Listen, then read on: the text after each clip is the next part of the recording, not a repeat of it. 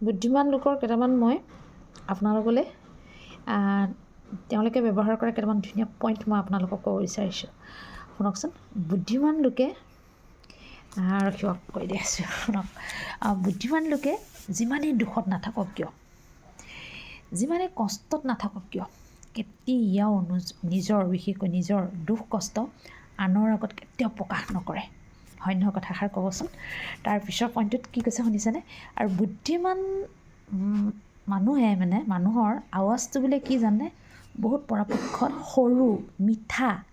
কাৰণ কিয় জানেনে? শুনিব। তেওঁলোকে কেতিয়াও চিঞৰি কথা নকয়, নিজৰ গাম্ভীৰ্যতাপূৰ্ণ বজাই ৰাখিহে তেওঁলোকে কথা কয়। বুদ্ধিমান লোকৰ এইকেইটা ধুনীয়া পইণ্ট। তাৰপিছত বিশেষকৈ আৰু এটা কথা ধুনীয়া পইণ্ট কৈছে শুনিব। বুদ্ধিমান লোকে কাৰো লগত তৰ্কত লিপ্ত নহয়, কাৰো লগত কেতিয়াও কাজিয়া নকৰে। আৰু যদি ক'ৰবাত কাজিয়া হৈ আছে, ক'ৰবাত তৰ্ক লিপ্ত হ'বলগীয়া হৈছে, তেওঁ কি কৰে জানেনে? অনতি পলমে তাৰ পৰা সেই স্থান ত্যাগ কৰে। বিশেষকৈ নিজৰ ঘৰৰ কথা কেতিয়াও বেলেগৰ লগত আলোচনা নকৰে। এইকেইটা ধুনীয়া বুদ্ধিমান লোকৰ পইণ্ট।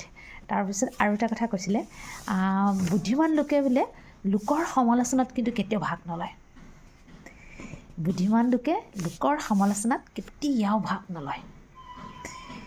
তেওঁলোকেতো লোকৰ বদনামটো নাগায়। আৰু লোকৰ বিশেষকৈ তেওঁলোকে আৰু এটা দেখিব চাব, তেওঁলোকে বিশেষকৈ লোকৰ অৱগুণ, লোকৰ বেয়া কেতিয়াও সুচাৰি নুফুৰে।